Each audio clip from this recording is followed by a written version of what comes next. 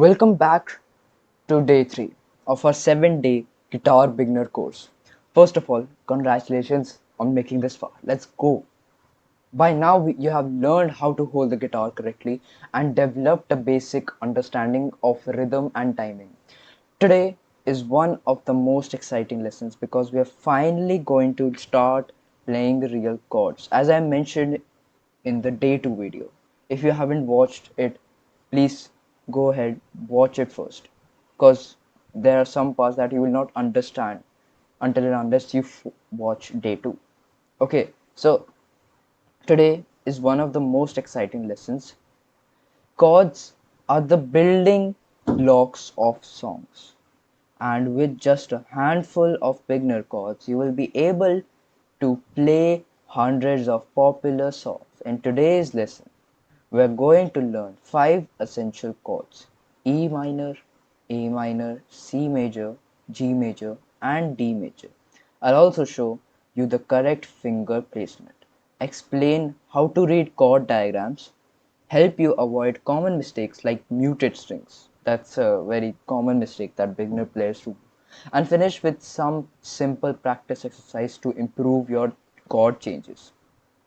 So grab your guitar, make sure it's tuned. Okay, I told you before that you have to use a tuner, use the app basically, and let's dive right in. Before we learn the chords, let's first understand what a chord actually is. A chord is simply a group of notes played together to create harmony. Instead of playing one note at a time like we did in the previous lesson, we will now press multiple strings at once to create a fuller, richer sound. Almost every song you hear on the radio is built using different chord progressions. So, learning these basic chords is one of the steps in becoming a guitarist.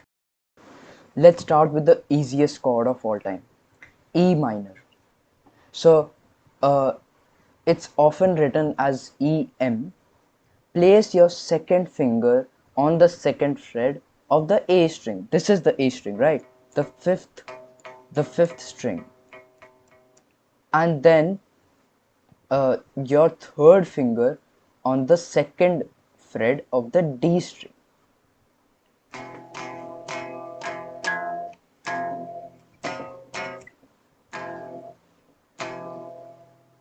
No, actually, don't worry, that's completely normal.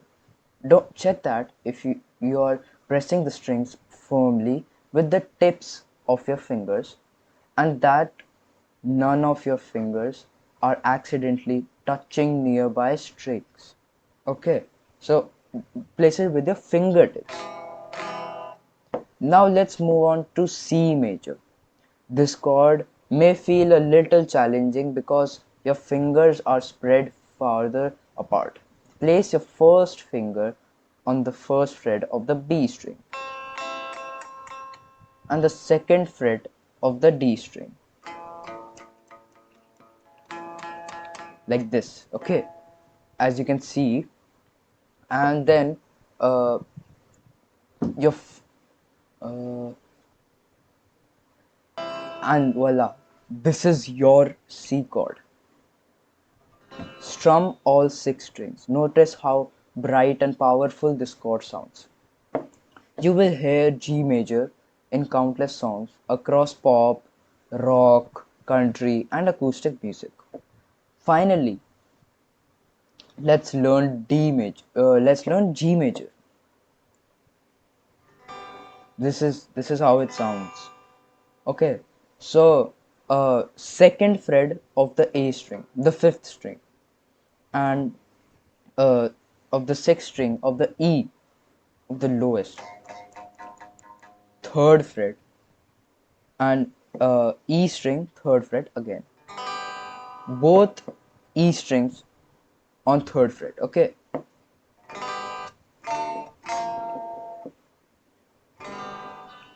this is how it sounds. You can play it like this also.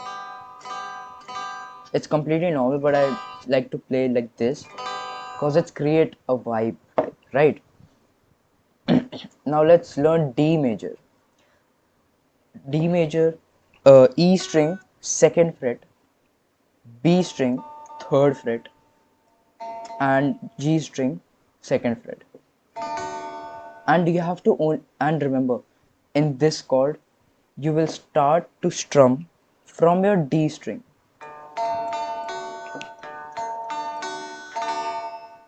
This is your D major.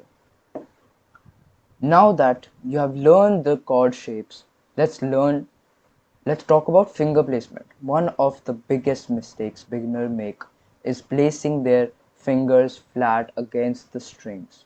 Instead, your fingers should stay curved. As I told you in the previous lessons that the most common mistake that beginners do, they play like this.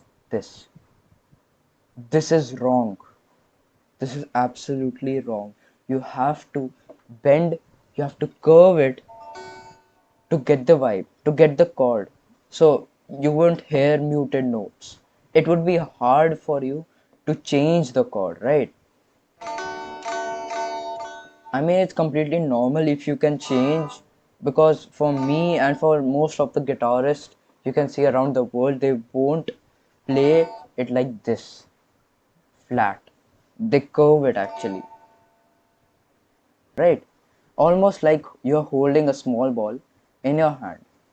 Use the very Use the very tips of your fingers to press the strings just behind each fret, not neck, instead of wrapping it over the top.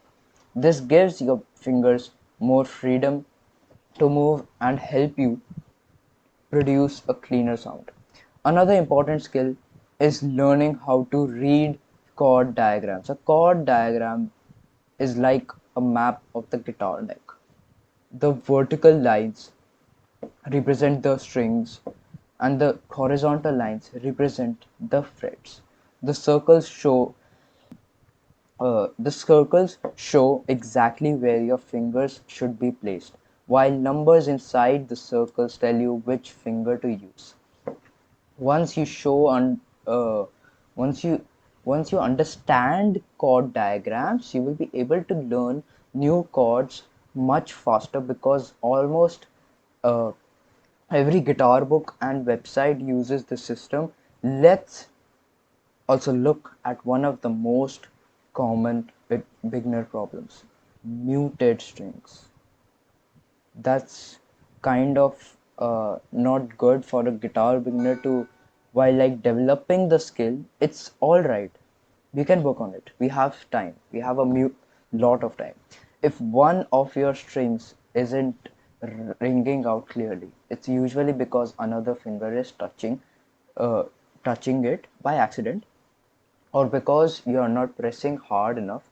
Instead of strumming whole chord repeatedly, play each string one at a time. This helps you identify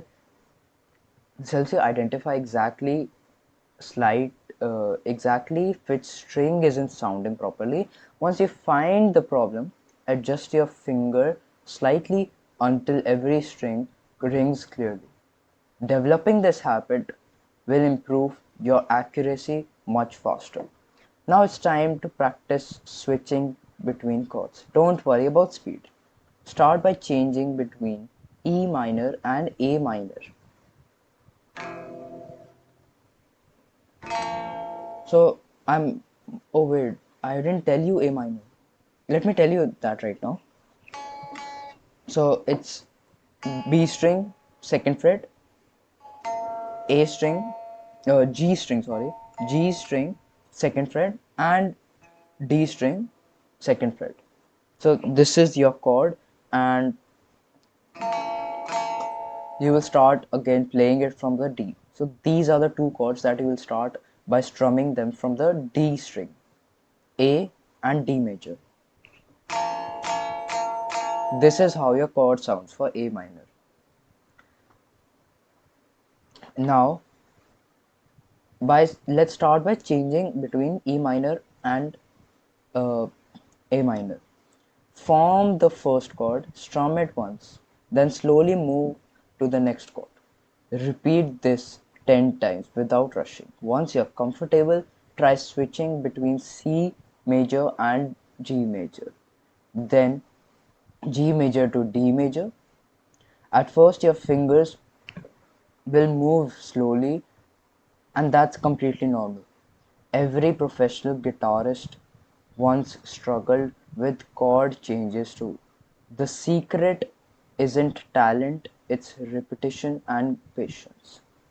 So I'll just show you a quick example. Then you can take your time. It's all right because I'm playing it fast because I've done this exercise every day and I've mastered the skill.